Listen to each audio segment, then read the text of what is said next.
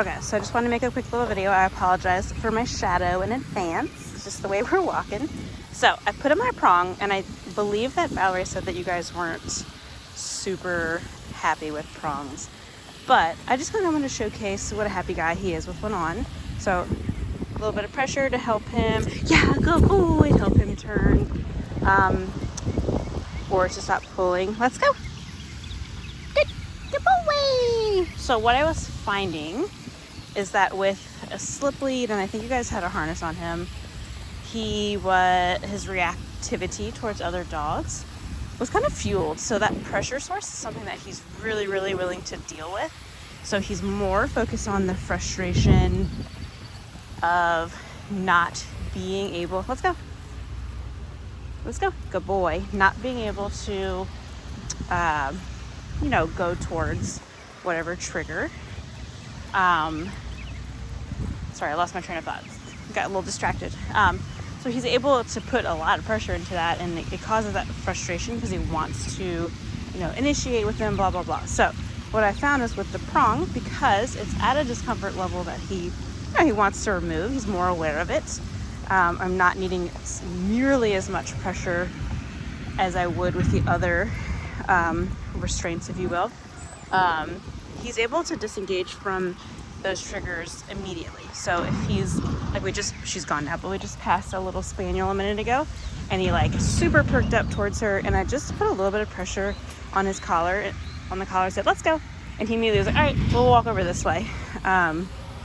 So instead of allowing him to work himself up, let's go.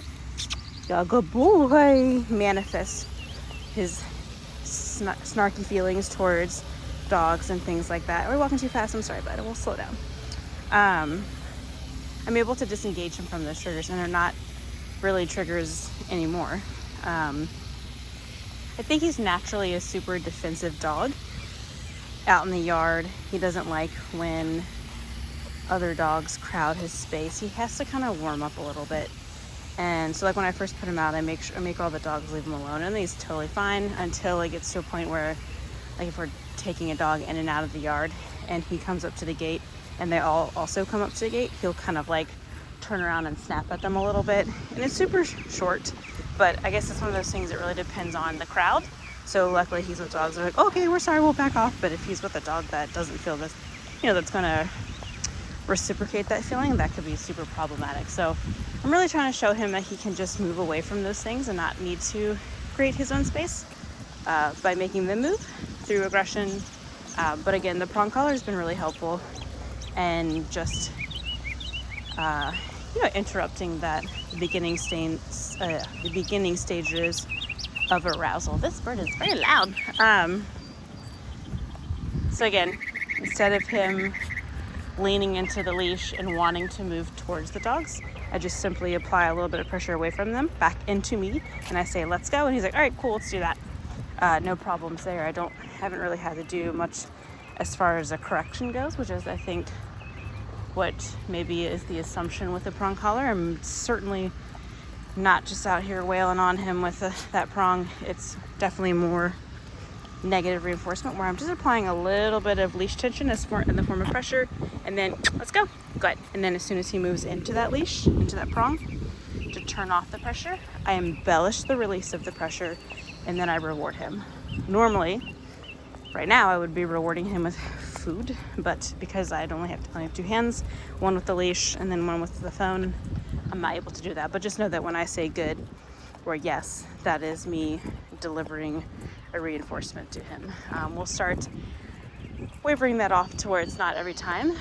Typically, if I'm saying good, that means I want him to continue what he's doing. Like right now, I would say good. If he looks up at me, maybe offer him a treat, keep walking. If he looks up at me around a trigger, I'll say yes, and I'll run. Yeah, good boy. I'll run backwards and let him kind of chase my hand a little bit with that reinforcement. So I always deliver something that he finds of value when I use that yes marker. But if I use good, that doesn't necessarily mean that he gets anything. It could just be me checking in and telling him that I like that. And then okay is going to be, hey, you can do whatever you want now. That's your release marker. Good boy. And then of course we have the word no. So if he starts walking ahead like too far ahead, nope, let's go. Nope, good, very good. That's just kind of a verbal marker telling him that I don't like something that he's doing. It can be followed with some form of pressure, at least pressure for him. But if he responds to just the verbal no, then that's really all I care about. Right, bud? Hey. Good, man, good.